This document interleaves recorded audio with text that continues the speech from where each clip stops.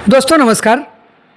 आज हम बात अपने भाइयों के लिए करेंगे, छात्रों के लिए करेंगे और युवाओं के लिए करेंगे। बात काफ़ी इंटरेस्टिंग होने वाला है, इसलिए हमारी बात को ध्यान से सुनिएगा।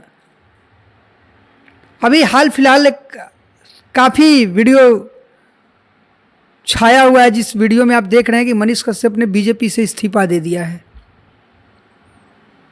आखिर मनीष कश्यप कौन है? विधायक है, सांसद है। मनीष कश्यप है क्या? एक यूट्यूबर है, फिर भी हम मनीष कश्यप की चर्चा में लगे हुए हैं। मेरा कहना यह भी नहीं कि मनीष कश्यप एक छोटा व्यक्ति है। मेरा कहना यह है कि फर्श से अर्श तक पहुंचा हुआ व्यक्ति है मनीष कश्यप। एक गरीब घर में फॉर्च्यूनर जैसा गाड़ी मेंटेन करने वाला है मनीष कश्यप। एक गरीब सोसाइटी में जीने वाला मनीष कश्यप आज देश के अच्छे अच्छे मंत्री और नेताओं के साथ बैठने वाला है मनीष कश्यप। मनीष कश्यप एक नाम नहीं, ब्रांड हो चुका था, अभी भी है।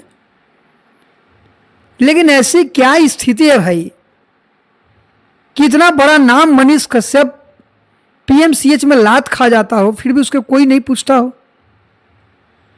इतना बड़ा नाम मनीष कश्यप इतना लात खाने के बाद एक एफआईआर तक नहीं करता हो।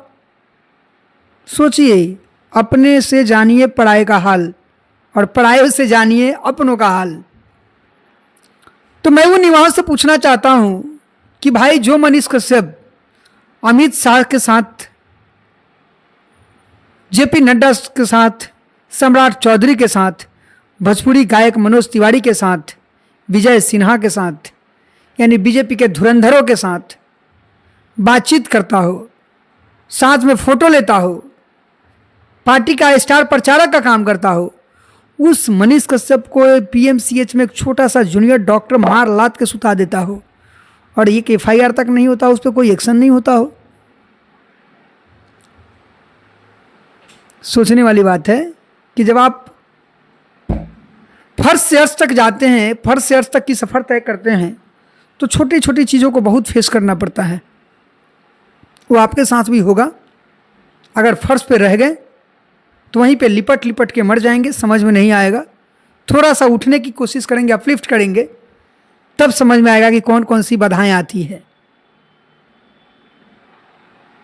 तो वैसे दोस्त, वैसे भाई, वैसे युवा, वैसे छात्र जिनको लगता है कि किसी नेता के बगल में हम बात ऐसे झूठों का एक्टिंग करेंगे और सामने वाला मेरा दोस्त फोटो खींच लेगा और फेसबुक पे डाल देंगे कि नेताजी से किसी खास मुद्दे पे बातचीत, नेताओं जी से आज हमारी मुलाकात हुई, नेताजी से मिलकर बड़ा अच्छा लगा, हमारे साथ भारत सरकार के पूर्व मंत्री, हमारे साथ पूर्व विधायक, हमारे साथ वर्तमान विधायक, ऐसा वाला फोटो डालने से आपको क्या लगता है आपके जीवन में कुछ बड़ा बदलाव होने वाला है? कुछ नहीं होने वाला है। आत्मसम्मान का नाम का भी कोई चीज़ होता है जिसको मेंटेन करके रखिए। जब मनीष कश्यप का इतना बड़ा नाम होने के बाद, लात खाने के बाद, इतना मंत्री विधायक के साथ उठने बैठने के बाद, जब उसको कोई कुत्ता नहीं पूछता है, तो आप विधायक के चमचे बन करके क्या कर लेंगे? विधायक जी तब तक पूछेंगे जब उनके द्वार पे आप जाते रहेंगे, उनके दरवाजे पर दुम हिलाते रहेंगे, उनकी बातों में हाँ मिलाते रहेंगे, तब तक विधायक जी के आप अपने होंगे।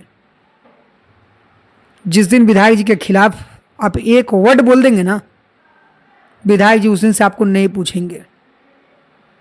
कोई दूसरा लड़का आपकी तरह अंधभक्ति के लिए तो विधायक जी के खेमे में तैयार हो गया होगा।